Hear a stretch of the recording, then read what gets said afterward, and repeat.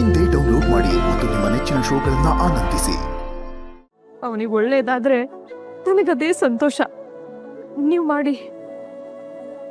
ಜಗತ್ತಿನಲ್ಲಿ ಹೆತ್ತ ತಾಯಿಗಿಂತ ಶ್ರೇಷ್ಠವಾದ ದೇವ್ರು, ಶ್ರೇಷ್ಠವಾದ ಸಂಪ್ರದಾಯ ಯಾವುದೂ ಇಲ್ಲ. ಜೀವ ಹುಟ್ಟೋದೇ ತಾಯಿ ಗರ್ಭದಿಂದ, ಪ್ರೀತಿ ಹುಟ್ಟೋದು ತಾಯಿ ಹೃದಯದಿಂದ, ಶಾಸ್ತ್ರ, ಸಂಪ್ರದಾಯ, ಸಂಸ್ಕಾರ ಕಲಿಯೋದು ತಾಯಿ ಮಾತಿನಿಂದ. ತಾಯಿ ಅನ್ನೋ ಶಬ್ದನೇ ಶುಭ. ಅವಳಿಗೆ ಯಾವ ಮಡಿ ಮೈಗೇನೂ ಇಲ್ಲ, ಇರಬಾರ್ದು.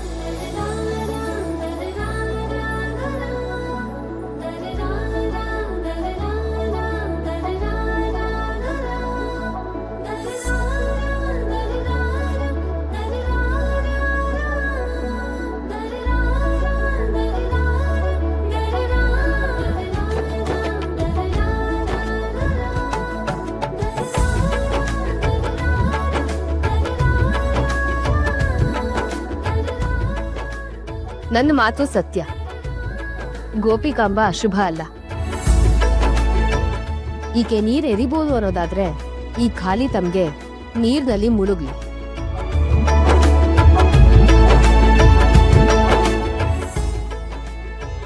ಇದನ್ ಸತ್ಯೋಗ ಕೆಟ್ಟೋಯ್ತಾ? ಆ ಸಾವಿತ್ರಿ ತನ್ನ ಸತ್ತುಗಂಡನ್ ಬದುಕಿಸ್ಕೊಂಡ್ ಹಾಗೆ ಈ ಖಾಲಿ ತಮ್ಗೆ ನೀರಲ್ಲಿ ಮುಳುಗ್ ಹೋಗಕ್ಕೆ.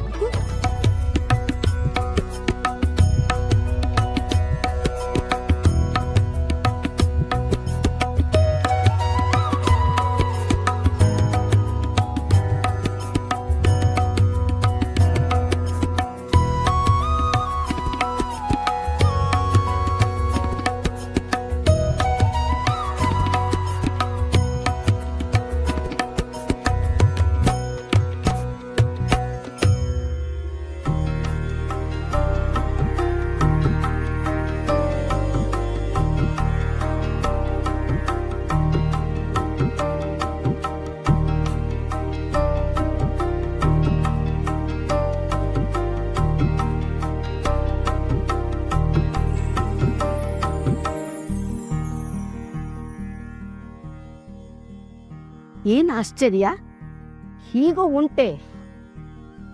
ಇಂಥ ಘಟನೆನ ಎಂದೂ ನೋಡಿರ್ಲಿಲ್ಲ.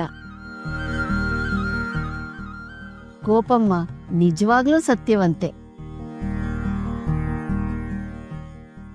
ಶಾರದಮ್ಮ ಹೇಳಿದ್ದು ಸತ್ಯ. ತಾಯಿಗಿಂತ ಶ್ರೇಷ್ಠವಾದದ್ದು ಈ ಜಗತ್ತಲ್ಲಿ ಯಾವುದೂ ಇಲ್ಲ. ಹೌದು, ತಾಯಿಗೆ ಮಡಿ ಮೈಲ್ಗೆ ಇಲ್ಲ ಅಂತ ಆ ಶ್ರೀಹರಿನೇ ಅಪ್ನೆ ಕೊಟ್ಬಿಟ್ಟ.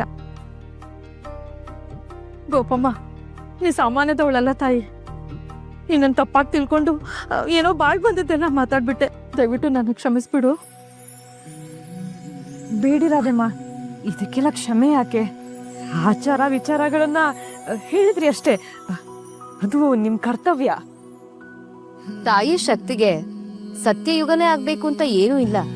ಯುಗ ಯಾವುದೇ ಆದ್ರೂ ತಾಯಿ ಪವಿತ್ರಳೆ. ತಾಯಿ ಅನ್ನೋ ಶಬ್ದ ಈ ಸೃಷ್ಟಿಯಷ್ಟೇ ಶ್ರೇಷ್ಠ. ಈಗ್ಲಾದ್ರೂ ಈಕೆ ನೀರೆರಿಬೋದೆ?